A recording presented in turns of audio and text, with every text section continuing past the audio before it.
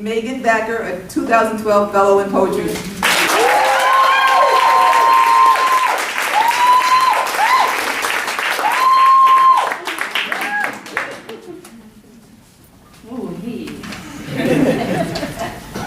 It's gonna get weird.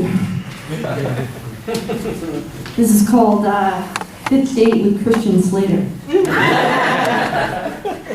On our fifth date, swallow me with your big mouth, read the incisions on my skin with your tongue, and taste the wreckage of how I'm in purgatory now, and I'm trying to stay out of trouble. But girl, you trouble. I mean, you're blonde trouble. I mean, you're the Christian Slater looking kind of trouble. I'm talking Christian Slater from Gleaming the Cube kind of trouble, circa 1989. The kind that velociraptors at me, trouble I haven't had in years. But lying in your arms felt like holding on to something. Now, I know you're kind of a dick when you're drunk, but we brushed our teeth on the fourth date, and that says something about how I like you, of how you are a lovely memory of cats. So many cats. A bow tie, a mustache, the smell of your hair wax. I walk around with my pants off, but something feels so sad. I feel sentimental, like I'm holding on to your wristband. On our fifth date, use that mouth, bite my face, show me your mistakes, put them in my hands. The bass line of that song makes me feel like I'm 15 miles away from you. Psycho killer.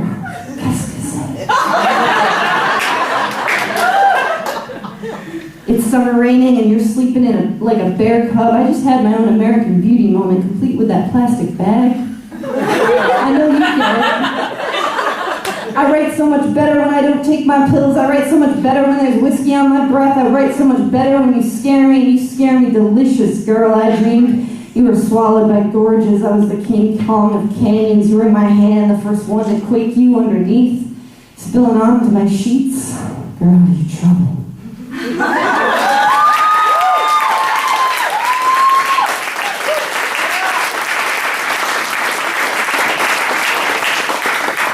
This is called a proper square.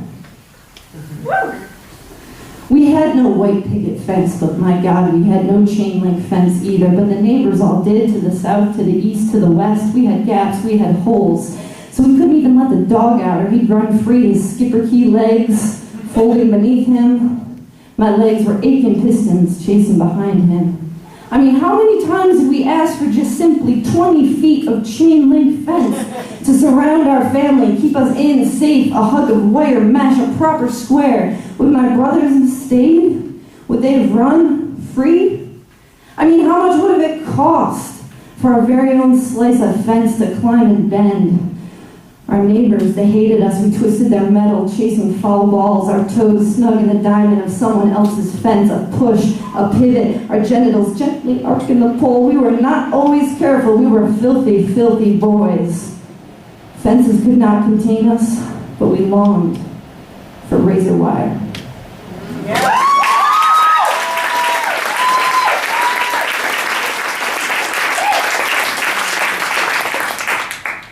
And my last one is called An Ode to Mustaches. My God, what I wouldn't do for my very own mustache. My brother, thin-haired and brittle, just grew one for the hell of it. Shaved it off like an afterthought. I wish I could have peeled it off his face, taken his eyes for the irony.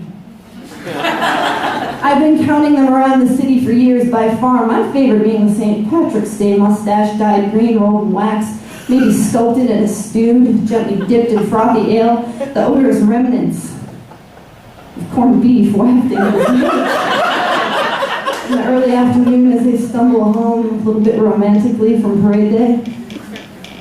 My father had what is called a classic chevron, most notably found on athletes in the 80s and 90s.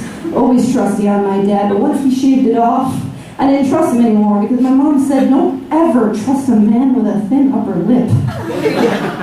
I used to pull on it as a kid, try to find its magical follicle source, the dark tubes coming through like my Play-Doh spaghetti factory playset.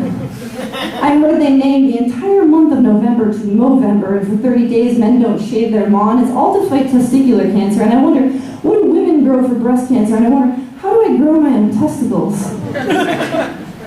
Some men can grow one thing, but not the other. But between a mustache, a beard, a chest hair, I'd pick a stash, because the hairiest man I've ever seen naked, Burt Reynolds, made me feel a little less gay.